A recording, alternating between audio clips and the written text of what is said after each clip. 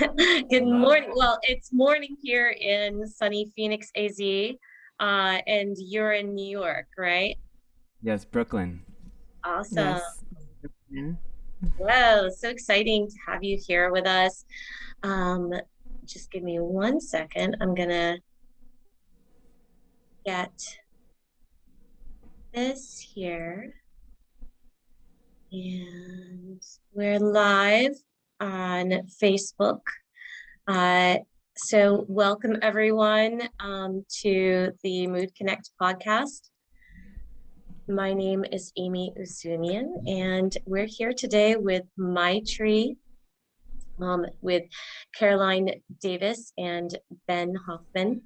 And I'm so excited to have the opportunity to chat with you guys and learn more about what you're doing with your band, My Tree, and just getting to know you guys. I discovered My Tree because they had the same spelling as my daughter's name, and I was like, "Well, you guys are awesome! I can't believe this!" And it's just so exciting to finally meet you guys. Um, uh, and to to chat with you. We've been listening to your music, and I've always loved jazz, and I've always kind of felt like I wanted jazz to be a little bit more like merging the traditional with more tech kind of modern sense of music, and I love that you guys do that. So welcome. It's so great to have you here with us today. Thank you. It's good to be Thanks. here. Yeah, it's good to be here. Thanks for having us. Yeah, yeah. Um, so so thank you for being here. Usually Mood Connect, we talk about mental health and wellness. And I kind of came to discover you guys and your band in a different kind of way, in I don't know, like a funny little connection kind of way. But I've really grown to feel like your music is very uplifting and very connecting, connecting different generations and different types of genres of music. And so that's, really uplifting thing about your music. And so thank you so much for what you're doing, with jazz and in music today. So I'd like to ask, how are you guys feeling today? Pretty good. Pretty good. Yeah. Yeah, it's nice weather, mild here today. We had a stretch of heat, and now it's kind of been in the 70s for a week, and that's been really enjoyable. And you know how sticky and gross it can get here. So we're really grateful for that. But yeah, in other cases, we're doing well. There's a lot going on here in New York with everything opening back up, and so we're both kind of doing different things. Yeah, Caroline's having a pretty busy week. And last week was really busy for us because we released our album on Friday and had a release show. So um, I'm trying to settle into being less busy for a moment here. Uh, but there's still lots of stuff to take care of. So you can't really sit around too much. Yeah, it's interesting how busy we can be, while we're like stuck in one place. It's funny, right? Um, but yeah, it's so funny. About a week ago, we had a lot of rain. All of a sudden, it's monsoon season, but I wasn't sure how much rain we were actually going to get, and it felt like summer in New York because it was so humid, which I'm not used to here in Phoenix, Arizona. It's usually very dry here. Um, and so that was kind of interesting. I was like, wow, I'm actually sweating, which I'm not used to. I mean, because it's so dry here, you don't sweat.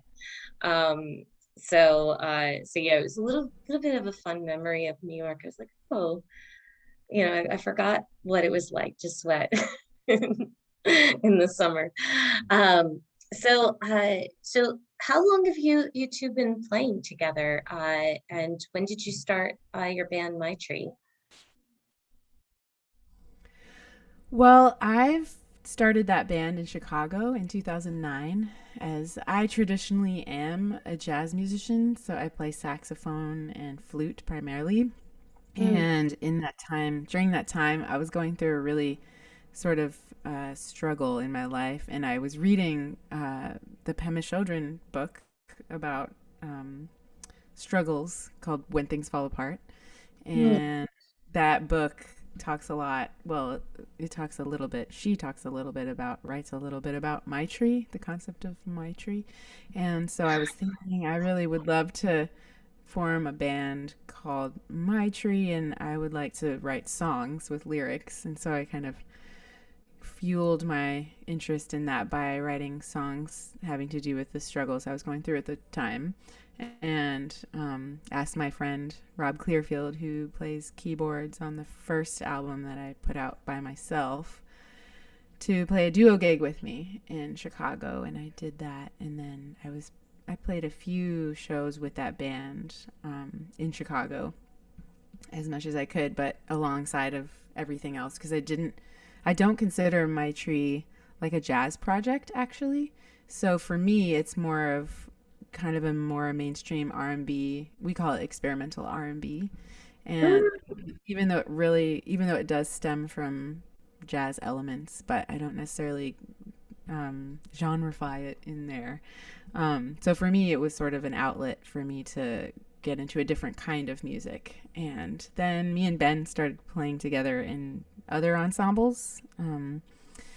And when I moved here, then we decided to partner for this group and Mm-hmm. uh, write music together. So that was in 2013. 14.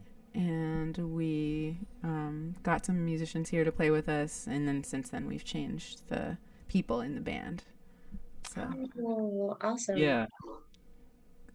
Just a little more background of some of the stuff Caroline was saying, because she um, has been playing uh, saxophone in, um, I don't know, more of a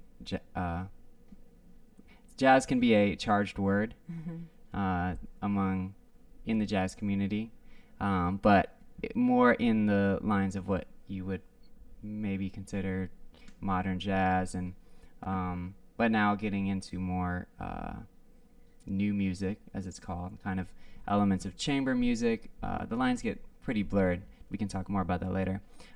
So this was kind of a different project for her as an outlet for songwriting and singing. And when, yeah, we played in some bands in Chicago, and then when we moved to New York, I moved a little bit after she did, and a friend had asked me to play a gig, and I wanted to do it, and I had a couple of songs that I had written. I had just started getting into songwriting myself and singing original songs, but I didn't have enough material. So I asked Caroline if she wanted to do this duo gig with me, and because I liked her project, My Tree, and it kind of took off from there. Yeah. Awesome. Yeah. Um, and so I've heard a lot about that book by Pema Chodron, and actually after I'd had my daughter when she was about 2 or 3, I found that a video of Pema Chodron talking about my tree, and so I showed the video to my daughter, and she was like, she was like, oh yeah, she's talking about me. Like, yeah, I guess. um yeah, with my daughter, it was more of, a wish for her to be very friendly and open and community oriented. So I named her My Tree, which listeners, in case listeners are wondering, Maitri is a Sanskrit word, and it means friendliness. Where I had gotten the concept of Maitri from was from Patanjali's Yoga Sutras, and the well, there are a couple of scriptures that mention Maitri, but one in particular is from the third book, Patanjali's Yoga Sutras, the 24th verse, which is Maitri Adishu Bhulani, which means friendliness and things of that nature bring strength. Cool. Thanks for Yeah, sharing that. Yeah. yeah. Uh, and I love how you have this as being like kind of a philosophy that you want to, put out into the universe in all things that you do, and not just in in your music. Um, uh, I mean, that's just such a wonderful thing. The idea of like community, bringing people and concepts together, and, having a sense of goodwill and friendliness, towards other people. Um, it's such a simple concept, but it's also like, it seems like such a foreign kind of thing, in the world, right? To like, think of friends as being people that you just want to like have that kind of good nature, and without expectations of anything in return. It's interesting. So so you said you started playing together in 2014. How did you get to start playing with each other, or and know each other? We met in Chicago and we played in some bands there together. And the community there, the musician community, just sort of like through mutual friends, we met and started playing in other people's bands, other people's projects, and things like that. So, and just being around this community of musicians of the same interests, having the same interests and stuff.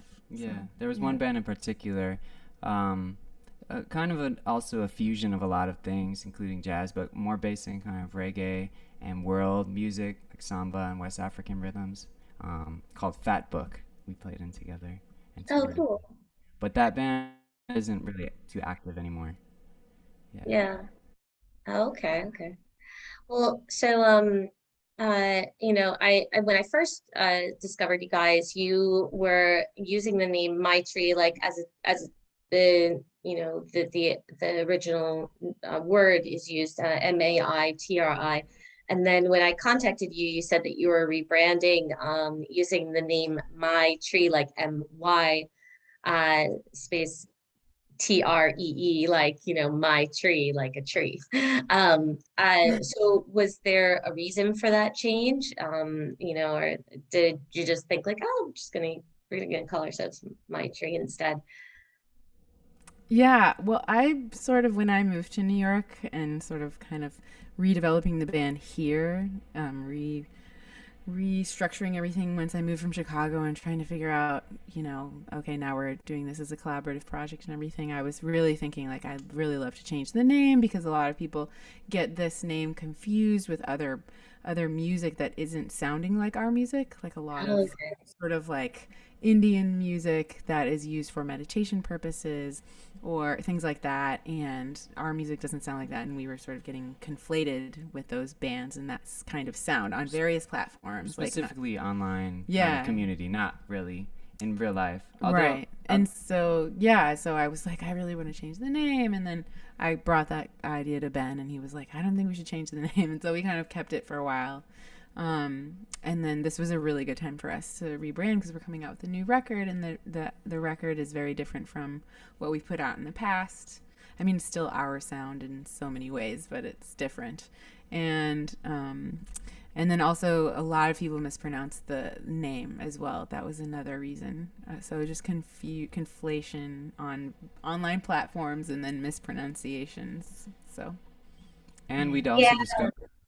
Oh, go Uh, on. I'm sorry. I'll just add one thing. We also discovered a cool unreleased Prince song uh, called called My Tree, the way we spell it now, and that kind of gave us a little extra confidence to be like, this is cool, and um, you know, we kind of liked that Yeah. connection as well a little bit. That's so cool. Yeah.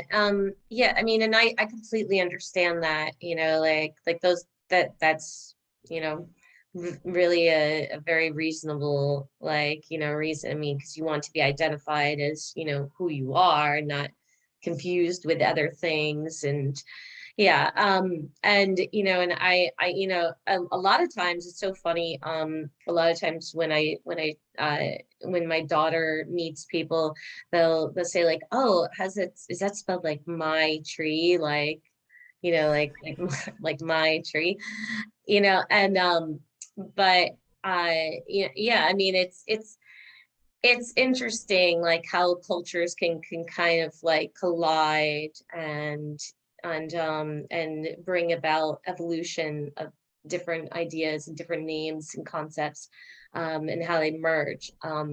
But it seems like everything just came into alignment with you in your rebrand, and I'm so glad about that. It sounds like you're getting lots of success and lots of visibility in your new, album that you're doing, and that's really exciting. Um, so how has it been different for you being a musician now during the pandemic? Like, have you kind of adjusted and done more online streaming of performances, or have you done a couple of live performances here and there? What has it been like in this past year? Yeah, well, for it's different for us individually and with the project, obviously. But with my tree, with this project, we did do a live stream performance, like Facebook Live last year, last May, Mm-hmm. and that was cool to do after kind of the deepest part of the lockdown here in New York City in the first couple months, and everywhere really, but we were the epicenter at that time. Um, and then we did do a live show back in Wisconsin, where I'm from, in Madison, Wisconsin. We went back, we drove to visit, and they were kind of just opening up at the end of summer, and was able to do a show there, and that was cool. But otherwise, we did some recording on this record, and we just played our first other in-person show on Friday for the record release. Um, Yeah, it's been we haven't played a lot with this project, and then as individuals, as you were saying, it's it's been really challenging. So luckily, there are a lot of smaller organizations who are offering grants and funding opportunities for artists and musicians. So we've been applying for that, and still sort of happening now, which is really, really positive. And everything is sort of still getting jump started again. And I feel like there's sort of this idea that the pandemic is over, but it's very much not over. And Yeah. I think just because of the rest of the world, I would say, I mean, maybe here in the US, it seems positive, and I'm really grateful for that, and especially in New York. But yeah, there's a lot of things going on elsewhere in Europe and in Asia and, the Philippines and just everywhere. It's Indonesia. It's just, there's a lot going on. And so I feel like we kind of need to be more aware of the global status of where we are. And Yeah. it's been really a challenge during the pandemic, I would say. And I think a lot of the people in our community would echo that. But I think, Definitely, yeah. though, in the last couple months in New York, it's things have been really happening. It's just kind of crazy because rules are always changing. Venues are like, oh, we don't need masks anymore. Or different levels of enforcing vaccination and testing, and then Mm, now it's kind of going back the other way, and there's a lot of uncertainty. So there's a lot of things happening, and that part last summer too, things were getting more creative with how to put on shows outside, socially distanced. So everyone kind of had that experience, and then with some indoor things coming back as well.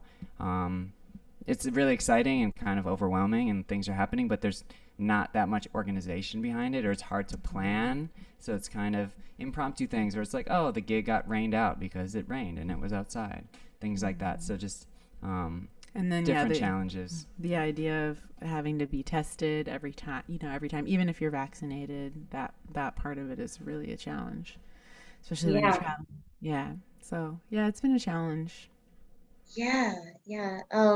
Yeah, and now there's a new strain as well, like that's been coming out and around. And I think that it was something that was a prediction, like a year ago that it would be in this kind of, state of things, um, and hopefully like hopefully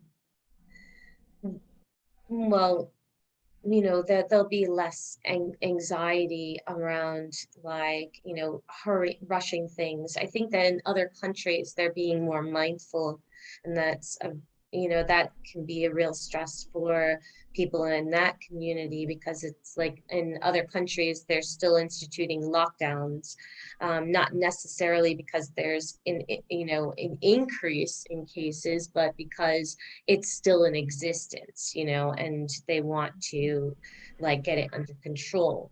Whereas here it's like, well, we're just tired of being in lockdown. So let's just be like, oh, it's not as bad as it is everywhere else. Um, and so it's just, yeah, it's like different kind of ways of organizing and governing, and and yeah, it's but we are in it's very interesting because not very often does do people understand something on a global level. I think because there have always been like I mean there have always been wars that happen in other countries, and it's never like a world effort. Even in world wars, there are some countries that are not involved in those world wars. But in this kind of situation, this is a global impact, and so everyone is feeling it, no matter where we live in on this planet, right? um and so that's pretty intense. But I'm so glad that you guys are well and that you're here, and that that we all are very conscious of what's going on, and wanting to bring about change, and how things are being done and thought about, by kind of implementing our own beliefs, in and putting that out into the universe. So that's a positive thing. That's a good thing. That we Yeah, and for sure. And I was gonna say it's also just in our own communities, the ways in which the pandemic has affected people differently.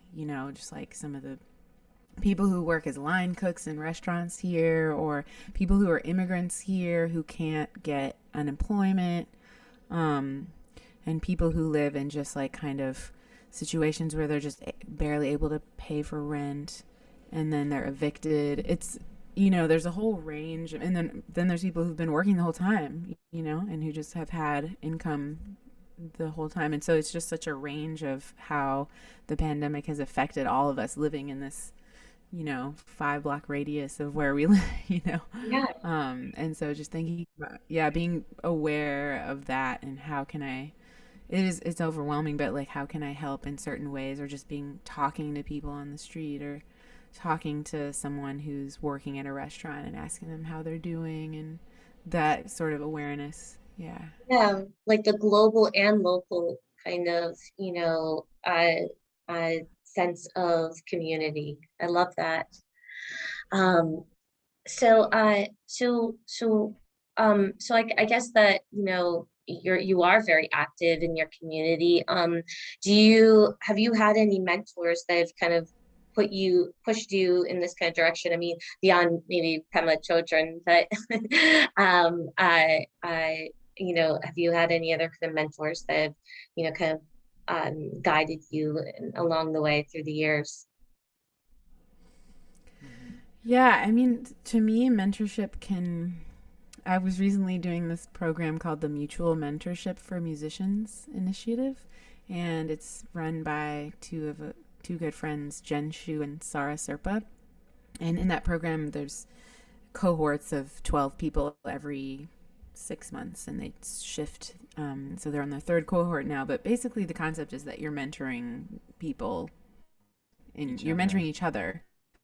Yeah, so it becomes sort of a um, like young people can mentor me, and or old people can mentor me, or people who don't have as many resources can mentor me, or anything. So that to me is an amazing concept, because I always thought that people in my community are my mentors, and people who I live with are my mentors. I lived with a really wonderful vocalist in Chicago named Leslie Buchelman, who helped me develop some technique and structures for working on voice when I was going through all of this.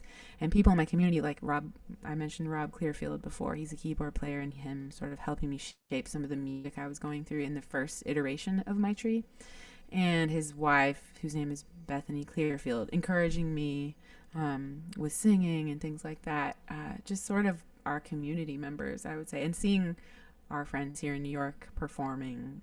We just took part in this wonderful community called the Jelly the other night, which is a house band of individuals who gather once a month and feature the music of various artists in New York. And they were featuring several people, Ren with the Main, and Miranda Joan, and Melissa McMillan, and Jay Swiss, and just Jay Horde. There's all these musicians here that I consider to be my mentors. All of those people have been extremely important to me personally. And actually, there's another mentor. I think it's beautiful to think about our peers as our mentors, and that's not um, traditionally the sense, right? But you do have some older one person who passed in the big mentor, more jazz saxophone side of things, or another drummer that you play with who was in and out of the hospital a little bit. So we do have to remember our elders too, especially during this time of health crisis. And because I think in this country, it's, you know, I was talking to someone from Brazil, and just talking about how in this country how we don't really take that good care of maybe our grandparents or our elders, and kind of put them in nursing homes. And that's at least the stereotype, or the easy way that a lot of people maybe take. Yeah. But and I just wanted to mention, for me, some of my teachers when I was younger, I went to school in Wisconsin at the University of Madison, and there's a legendary bass player, Richard Davis, who was teaching there, and he was definitely a big mentor to me. And actually, when I moved to Chicago, he was very quick to put me in touch with another former student of his who really did his best to kind of show me around and just take me wherever he was going. And then also coming to New York, just, people who, yeah, connecting his other former students and just say, hey, well, look out for this guy. And just, that the whole idea of community, I guess, that's what's created sometimes from. Yeah. Yeah. Well, yeah, I mean, community is so important. Our mentors are so important. And of course, yes, like, our elders, they carry the lineage and history of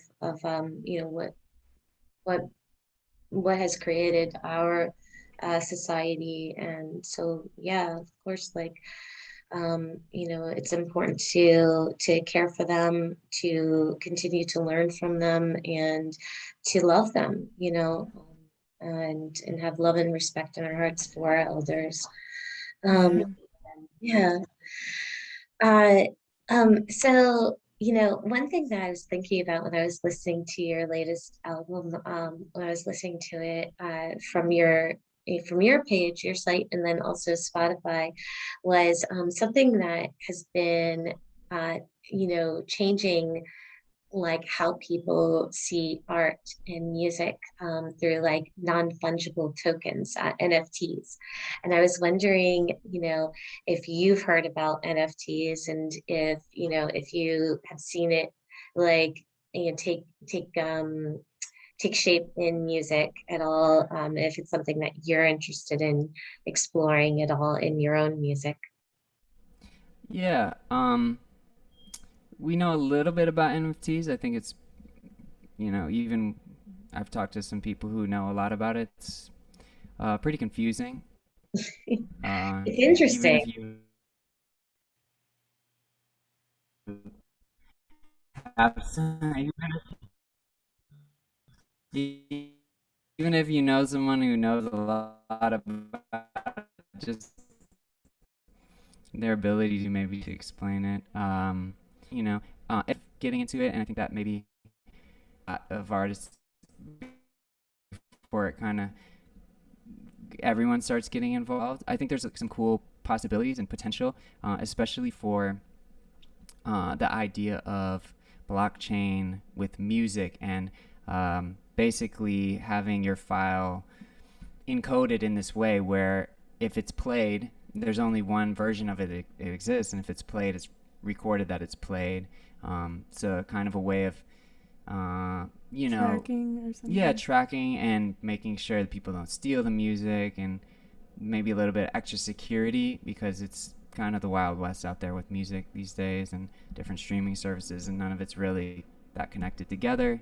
But also, yeah, we're kind of wary too because, uh, it's also people say that it takes a lot of resources, like Carbon, yeah, it's carbon dioxide emissions. like kind of like any cryptocurrency or Coinbase or Hmm. something. So some musicians have gotten some flack for, oh, my stuff's available as NFT, and then people are like, "Whoa, don't you understand that this is really bad for the environment?" Maybe. So, Yes. Yeah. um, yeah, we haven't really gotten too involved with it. I think I wouldn't be particularly interested myself just because of the articles I've seen and read about Mhm. how it's influencing like carbon dioxide emissions and most of the cryptocurrency, as you mentioned. Yeah, I think until it's sort of redeveloped and restructured, I think I don't know. Yeah, I could see the Yeah. benefit, but Yeah, yeah, it is. It's interesting. It's not something that I've engaged in directly, but but it's something that I've kind of had some interest in, and I see it as I see some things having the potential to evolve. And I definitely think that, that we're in a society that is becoming more and more aware and awake to, environmental issues. So I think that, we are moving more and more into solar energy and other more,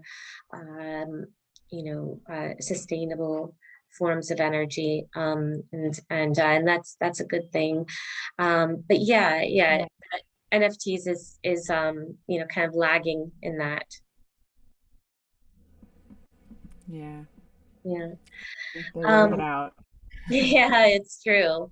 But so what are your thoughts about the future of music, in jazz and R&B, and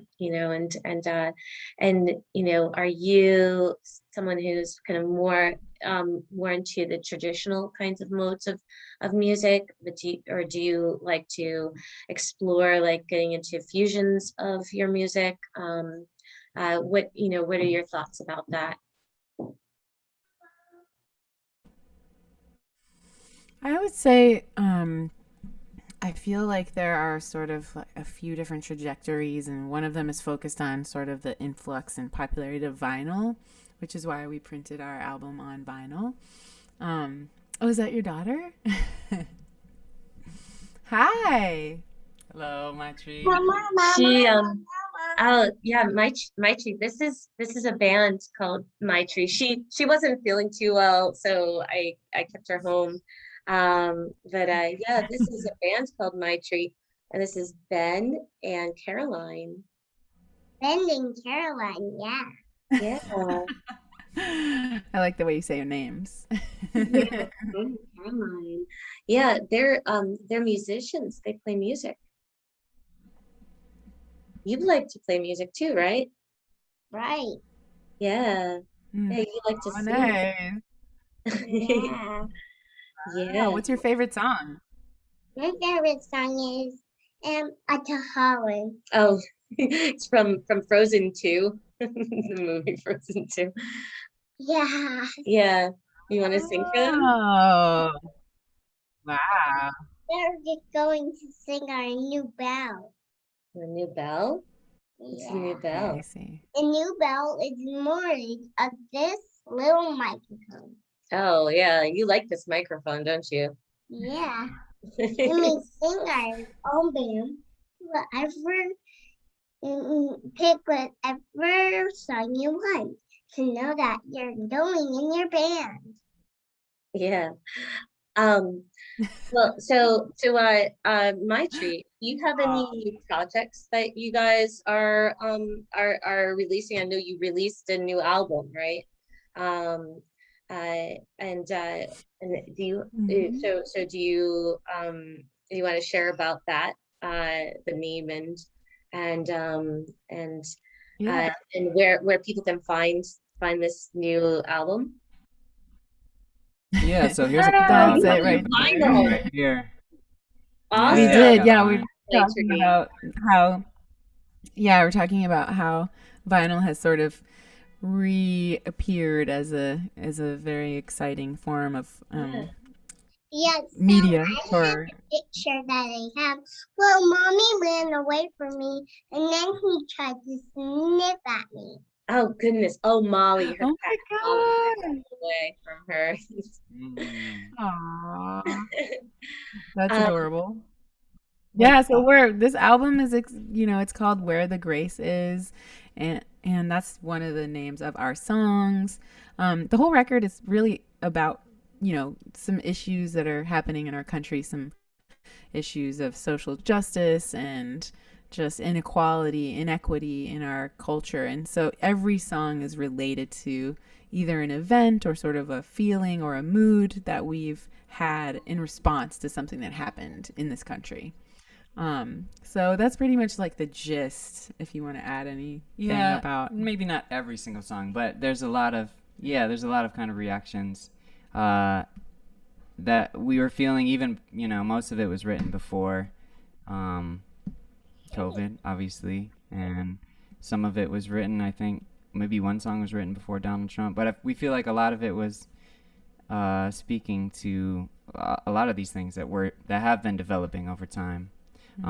But we appreciate your feedback that it is uplifting, and we've gotten that feedback from a couple other people, because we don't want to be, we want to talk about the things, and I think a lot of times the lyrics might reflect that, but I think a lot of times the music and the energy can kind of give hope to that as well. So that's what, we're happy when we hear people say that the music uplifts them, because it's one of the roles of music in our society in hard times. But getting back to your other question, where can people find it? All of our stuff online is under We Are My Tree. So it's wearemytree.com. Again, it's MYTREE, not the Sanskrit spelling. Or if you have social media, we're on Facebook and Instagram and Twitter. And Bandcamp is the place that you can most directly support us. It's like wearemytree.bandcamp.com. And that's where you can buy the vinyl, you can buy the album, you can buy t-shirts that we had made. We're on Spotify as well, and that's nice for people to stream the music. And Apple Music. Mm-hmm. Yeah. Mm-hmm. But yeah, and I just wanted to say a little bit more of the electronic, because I think we were cut off a little bit by the other My Tree. The new things. Yeah, and there are a lot of different avenues and ways people can use it. I feel like we're definitely rooted in making music not on the computer, just playing our real instruments. And I feel like sometimes we have to use this technology responsibly, if you will. Or sometimes, the amount of choices that the technology can create can be overwhelming and kind of take away some of the essence of the actual music. But there's a lot of really awesome experimental things that you can do with it too. So I guess I'm not trying to preach when I say that, but there's so many possibilities. I think it's a whole other podcast altogether, really. It just scratched the surface. Yeah, but we're really trying to get this album out into the world as much as possible, physically and digitally. So that's kind of where where our hearts and minds are at the moment. And Caroline has another record coming out. Yeah, that's coming out at the end of August on my own, under my own name. But I'm trying to focus. Oh, awesome. Oh, tell us about that. That album is called Portals, Volume 1, and it's the subtitle is Mourning, Mourning. And it's really sort of a way that I had been dealing. I wrote all this music just sort of after my father passed away 2 years ago. And then through the pandemic, I was revisiting the music and restructuring the music and recording the music. And so it was all grief. It's sort of as a texture. So soft or sticky or sharp or slimy, just all of the components of grief and how they could be mirrored onto texture and feel like tactile. So using the texture of the instruments, I guess, right? Yeah. Oh, I love that. I can't wait to hear that. That sounds, like almost like a sensatory kind of, music experience, like a tactile kind of music experience. I love that. Wow. Well, thank you so much, Maitri, for meeting with us today. Caroline Davis and Ben Hoffmann. Thank you so much for sharing about yourselves and about your music and your philosophies and what you're working towards in this world today. I'm so glad that, that we connected. I feel like, I was like, oh, I wonder what this podcast is going to be like, on many levels. And oh, okay. Oh, my lap. I feel like it was even better than what I thought it was going to be, despite the interruptions. That's all good. Well, it's a pretty cute interruption, I have to say. Okay. Listen, we'll play with the microphone. She likes to play with the microphone. Play with the microphone. Yeah, I can understand that.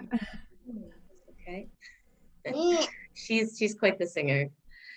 Well, thank you for being with us today, and I